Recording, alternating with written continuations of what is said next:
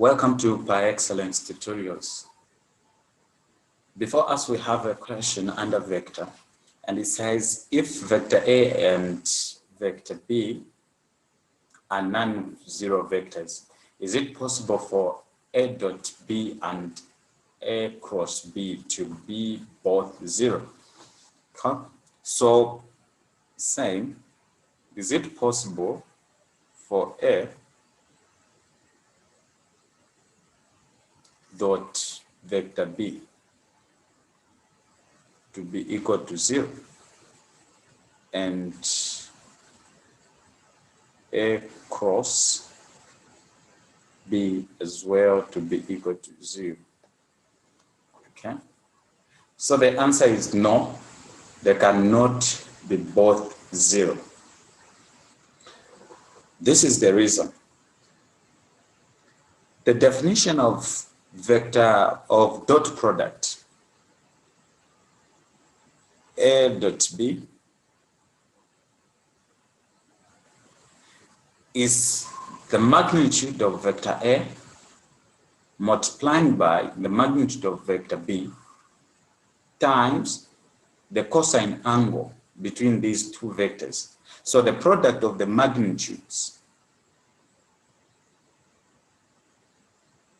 okay, vector A and the vector B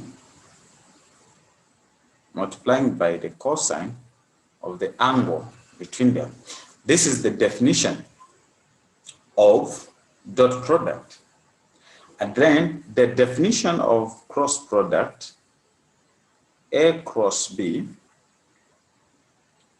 is defined as the product of these two vectors, vector A and vector B, the product of their magnitudes, of course, of vector A and vector B, multiplying by the sine angle between them.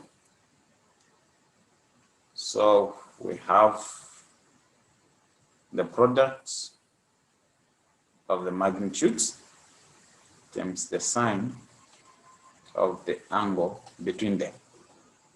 So now these cannot be both 0. This is the reason. For dot product to be 0 means theta, the angle theta is supposed to be 90 degrees. Okay, but if this is 90 degrees, it's going to be 0. If, on the other hand, for cross product, theta is got 90, sine 90 is 1. So we have sine 90 equal to 1, cos 90 equal to 0. And then if we say, okay, what if the cross product is equal to be 0? For the cross product to be 0, it means theta has to be 0.